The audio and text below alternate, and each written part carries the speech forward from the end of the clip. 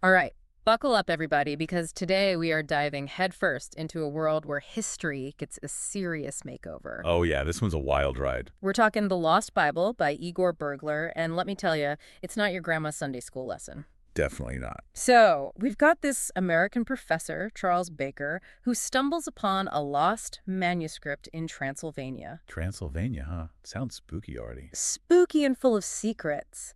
This manuscript supposedly contains these apocryphal biblical texts.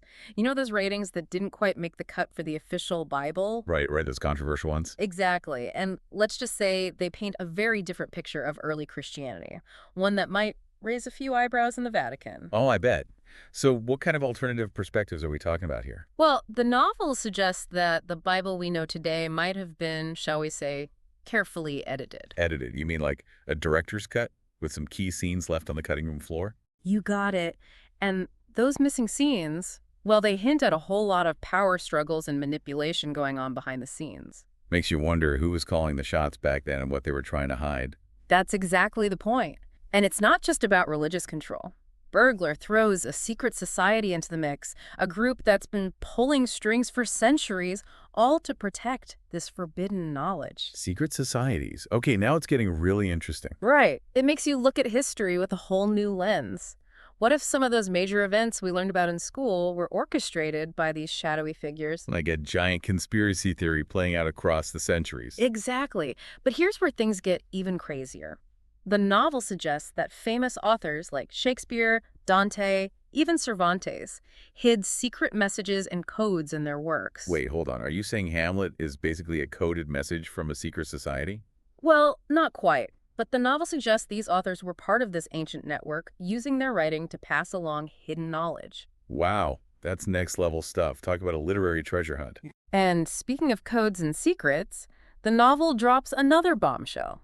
Vlad the Impaler, yes, that Vlad the Impaler, is linked to an early form of Freemasonry. Vlad the Impaler, the inspiration for Dracula. As a Freemason, my head is spinning. I know, right? It's like Bergler took everything we thought we knew about history and flipped it on its head. But here's the kicker. He argues that the whole Dracula myth, the bloodthirsty vampire thing, was a deliberate smokescreen. A smokescreen. To hide what? To hide Vlad's true legacy, his role as a protector of this hidden knowledge. So you're telling me that Dracula, the ultimate villain, was actually a guardian of secrets? That's what the novel suggests. And it makes you wonder what other historical figures have been misrepresented or misunderstood. How much of what we think we know is actually true? I don't know about you, but I'm suddenly questioning everything I learned in history class. Me too. And that's just the tip of the iceberg. There's more. Oh, much more. But before we dive deeper, let's take a quick break.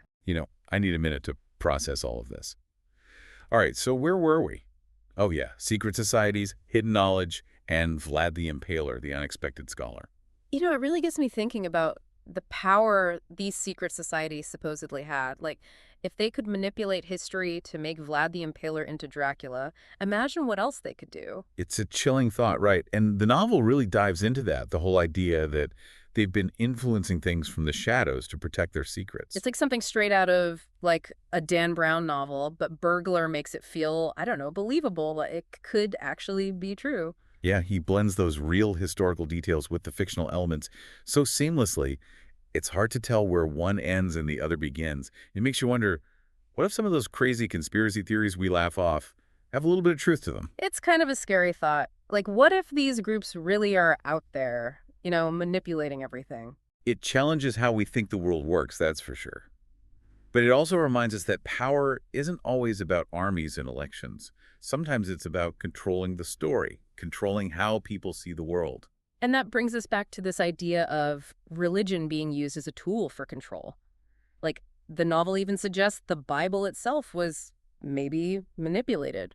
It's a sensitive topic, no doubt, but Bergler doesn't shy away from it. He explores this idea that the Bible, like any historical document, could have been, interpreted, manipulated, maybe even fabricated. It's that whole history is written by the victors thing, right? Whoever controls the story gets to control the narrative. And the fact that the manuscript has these apocryphal texts in it really underscores that point. They offer these different interpretations of biblical events, interpretations that didn't make the cut for the official version. It's like finding a director's cut of a movie. With all of the scenes that were originally left out, it could completely change how you understand the story. Exactly. And that's what makes those apocryphal texts so intriguing. They give us this glimpse into a different version of Christian history. And the novel goes even further by suggesting that they were left out on purpose to control the narrative and maintain power. It makes you think about who made those decisions, what their motives were, and how it affected the development of Christianity as we know it. Those are some pretty big questions. And the Lost Bible doesn't necessarily give us the answers, but it definitely makes us think. It makes us think about religious authority, the power of stories, and whether there's more to the story than we've been told. And it's not just about religion, right? The novel explores how narratives are built and used in all aspects of our lives. It's like, how do we even know what to believe anymore? Exactly. We're bombarded with stories all the time. How do we know what's real and what's been manipulated? Well, that's the challenge, isn't it? It's the challenge that Charles Baker, the professor, faces in the novel. He has to navigate this world of secrets and figure out what's true. He goes from the skeptical academic to a full-on history detective, trying to separate truth from fiction. And in a way, that's what the novel asks us to do, too. Be curious, ask questions, and be open to the idea that there might be more to the story than we first thought. And sometimes the most interesting truths are the ones that challenge everything we thought we knew. Speaking of which, we need to talk more about Vlad the Impaler.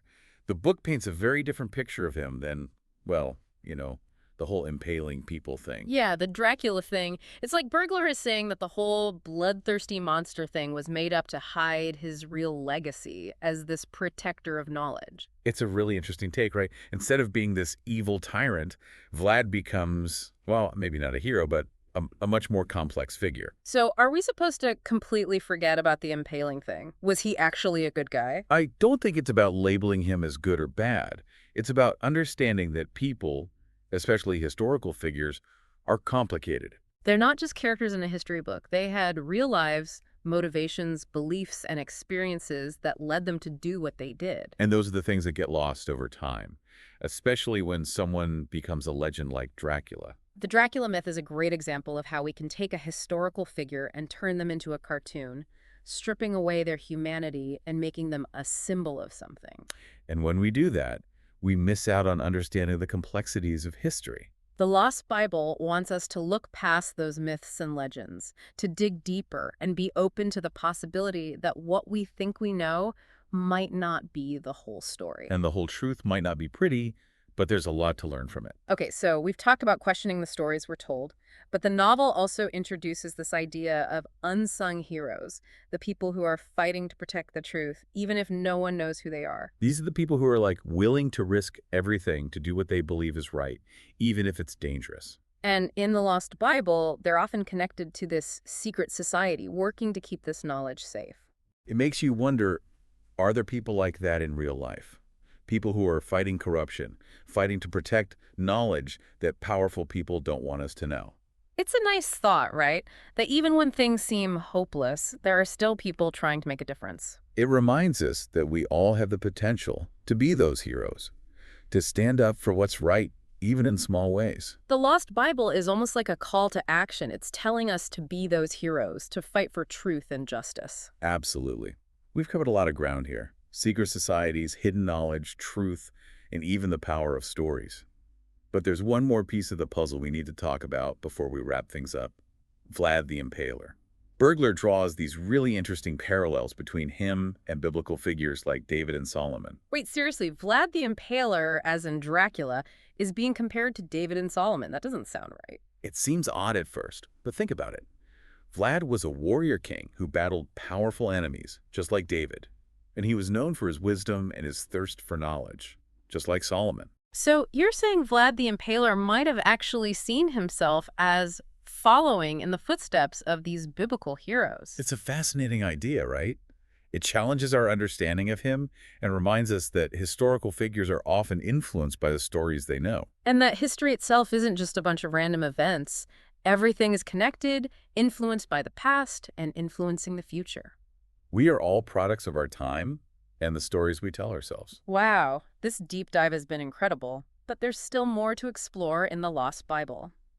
All right, we're back for the final leg of our journey through the Lost Bible. It's been a wild ride so far, hasn't it? Secret societies, Vlad the Impaler as a scholar, the Bible maybe not being what we thought it was. Bergler really packed this book with some mind-blowing ideas, that's for sure. And it makes you think, what else don't we know? Right.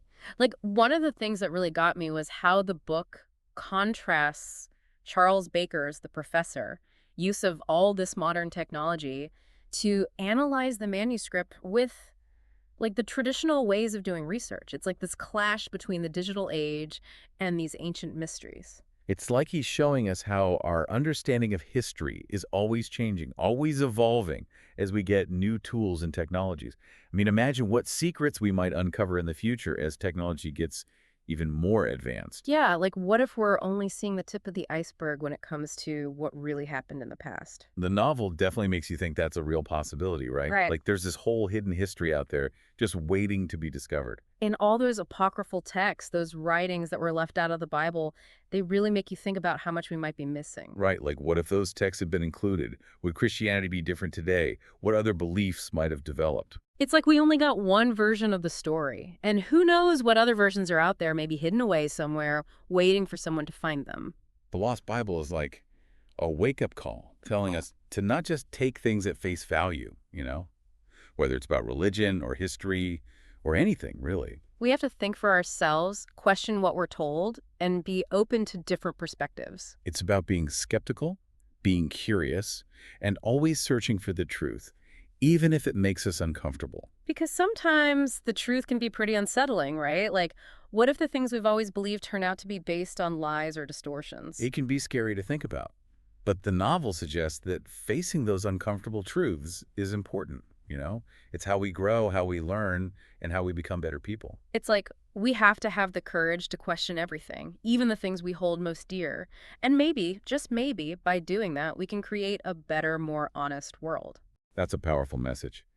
So as we wrap up our deep dive into the Lost Bible, what can our listeners take away from all of this? What can they apply to their own lives, even if they never uncover a hidden manuscript or meet a member of a secret society? I think the most important thing is to remember to be curious, to keep asking questions, and to never stop searching for the truth. And to not be afraid to challenge the status quo, to think for yourself, and to speak up for what you believe in. Because the truth is out there somewhere. It might be hidden, it might be buried, but it's waiting to be discovered. And who knows, maybe you'll be the one to find it.